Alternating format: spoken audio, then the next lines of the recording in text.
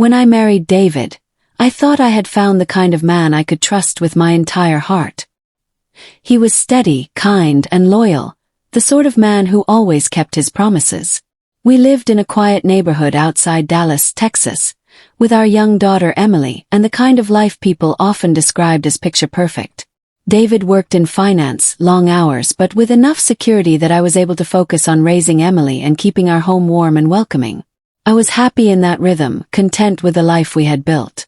But sometimes, the most unexpected cracks form in what looks like an unshakable foundation. David's best friend, Mark, had been part of our lives since the beginning. He and David had gone to college together, played football side by side, and kept their friendship alive through adulthood. Mark was often around, holidays, barbecues, football games, and he had a way of making everyone laugh.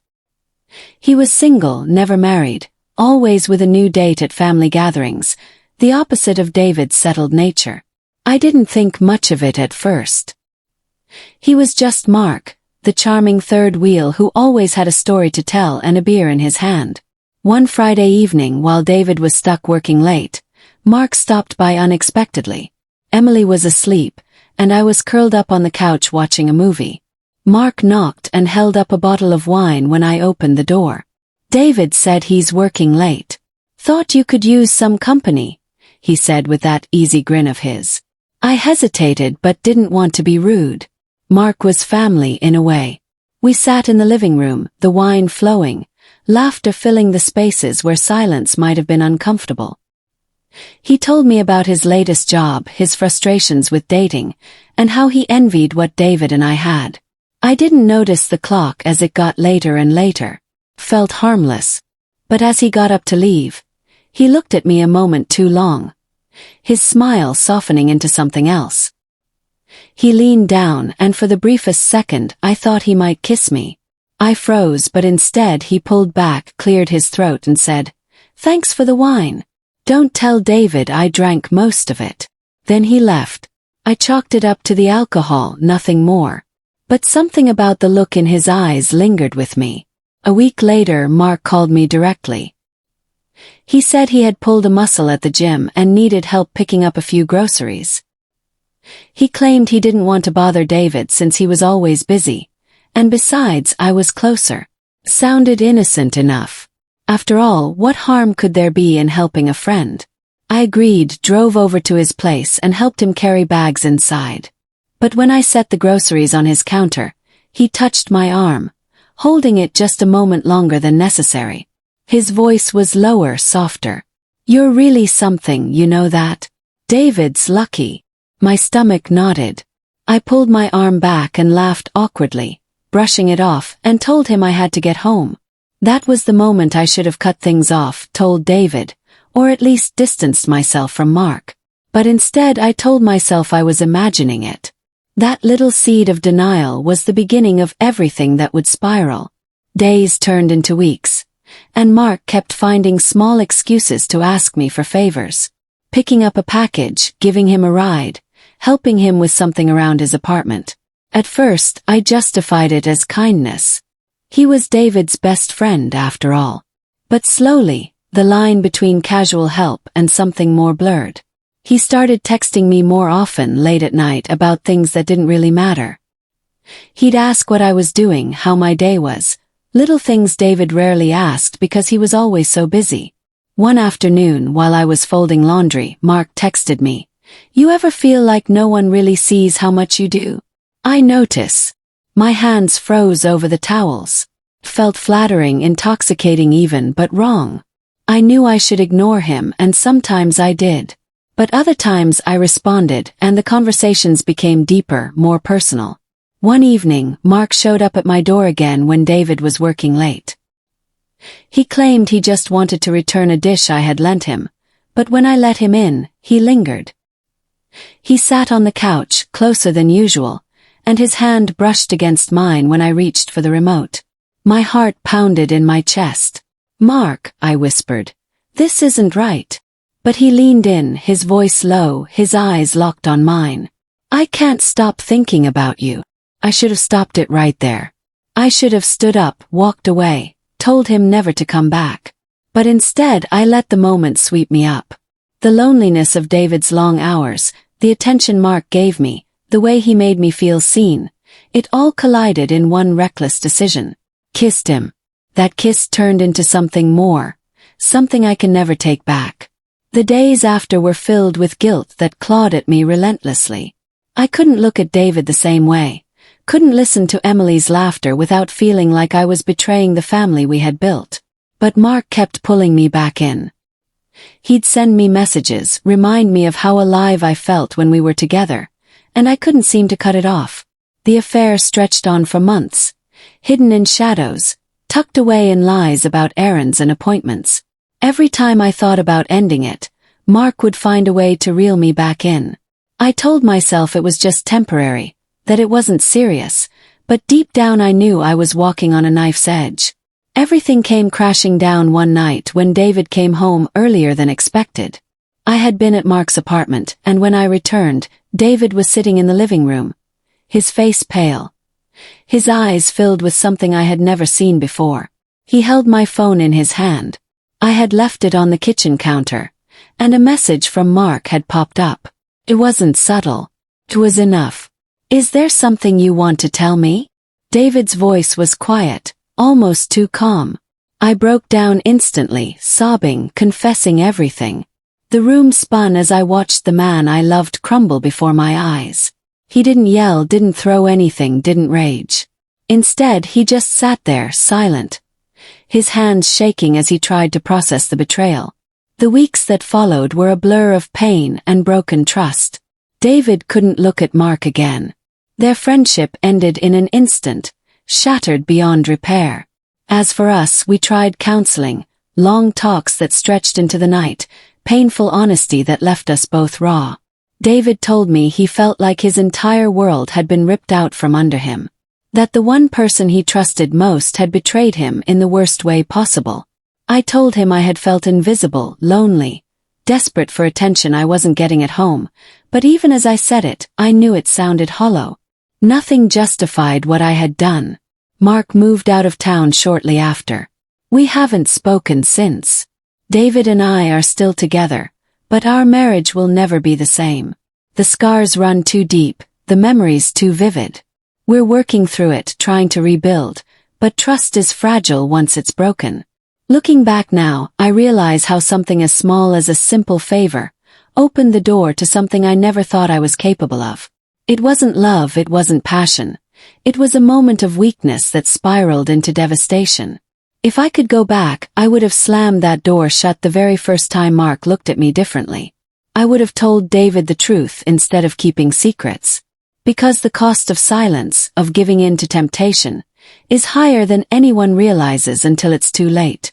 I tell this story now not to justify what happened, but as a warning.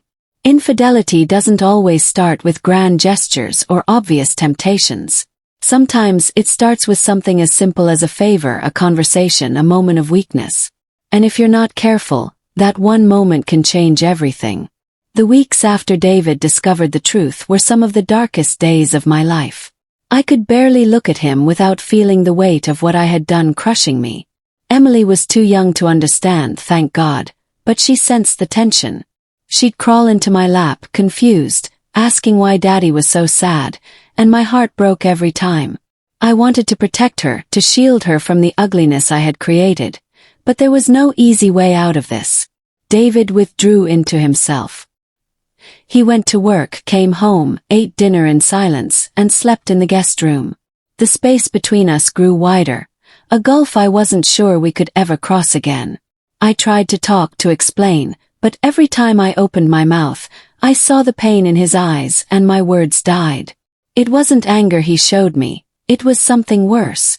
It was disappointment. We eventually agreed to see a marriage counselor. Her office was small, with soft lighting and a calm atmosphere that felt so at odds with the storm inside us. She asked us to speak honestly, to lay everything bare, and I did. I admitted how lonely I had felt, how I had convinced myself that David didn't notice me anymore, how Mark had slipped into that empty space. I cried until my voice was hoarse, begging him to believe that I regretted it with every fiber of my being. David's words were measured, steady, but laced with pain. I trusted you. I trusted him. And you both took that and threw it away. I don't even know who I'm married to anymore. Those words haunted me. He was right. I had shattered the foundation of everything we had built. Trust wasn't something you could patch up overnight. It was fragile, delicate, and once broken, it became a puzzle with missing pieces. Meanwhile, Mark was gone. After David confronted him, he packed up his apartment within a week and left town. I heard through mutual friends that he had taken a job in another state, and just like that, a friendship of nearly 2 decades dissolved in silence. David never spoke his name again. At night, lying in bed alone, I replayed everything in my mind, trying to figure out where it had started to go so wrong. I thought back to the night Mark brought over that bottle of wine, the way his eyes lingered too long, the way I brushed off the warning signs. If I had just told David then, if I had just shut it down before it began, maybe things would have been different. But guilt has no maybe. It only leaves you with what you did and the damage it caused. The counseling sessions forced us to confront things we had never spoken about before. David admitted that his long hours had distanced him from us, that he thought providing financially was enough. He didn't realize how lonely I had felt, how I was struggling silently. And though that acknowledgement gave me some relief, it didn't excuse what I had done. I had chosen betrayal instead of communication, and now we were both paying the price. One night, about 3 months after everything came out, David finally moved back into our bedroom. It wasn't a grand gesture, no promises or declarations. He just brought his pillow back in and lay down beside me. We didn't touch, didn't speak. But I cried silently, knowing it was a step forward, however small. Rebuilding was slow, agonizingly so. Trust was tested every day. If I was late coming home from the grocery store, I could see the doubt flicker in his eyes. If my phone buzzed, his jaw tightened. I didn't blame him. I had created those doubts.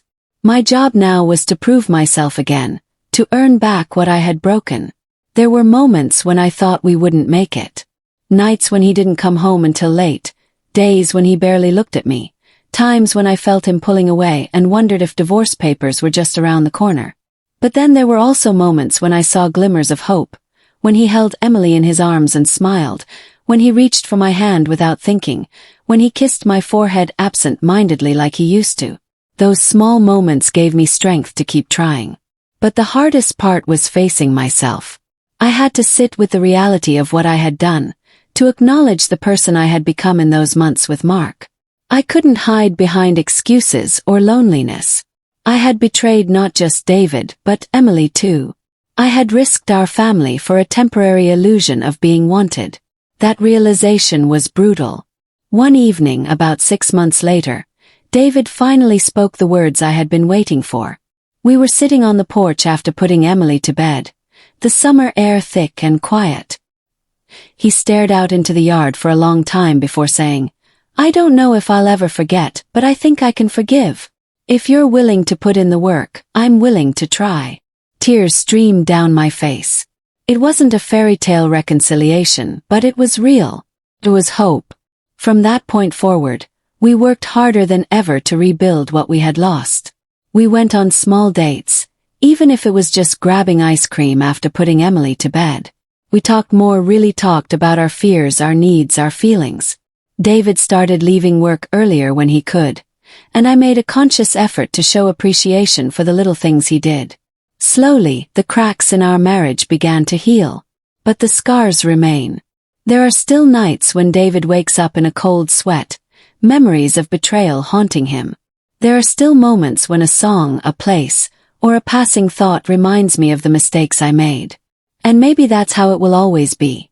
A reminder of how fragile love is, how quickly it can be shattered if you're not careful. Emily will never know the full story.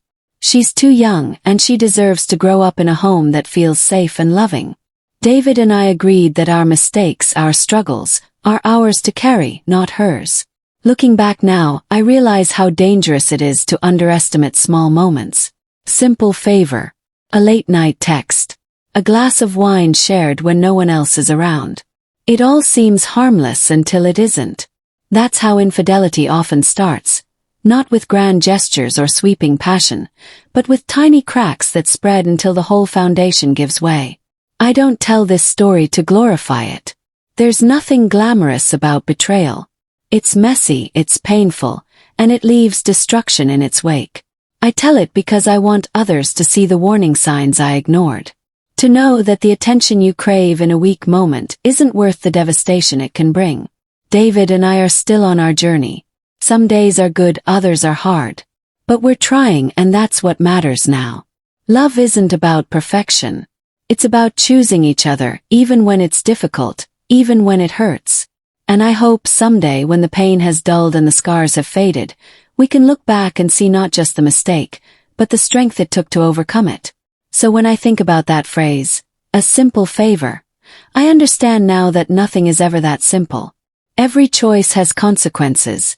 Every action ripples outward. What started as a harmless request from my husband's friend became the storm that nearly destroyed my marriage. And yet, through that storm we found a way to rebuild. Fragile, imperfect, but real. That's the truth of infidelity. It isn't just about betrayal, it's about what comes after the choices you make once the truth is out, the strength it takes to keep going, and the hope that love can still survive even in the face of heartbreak.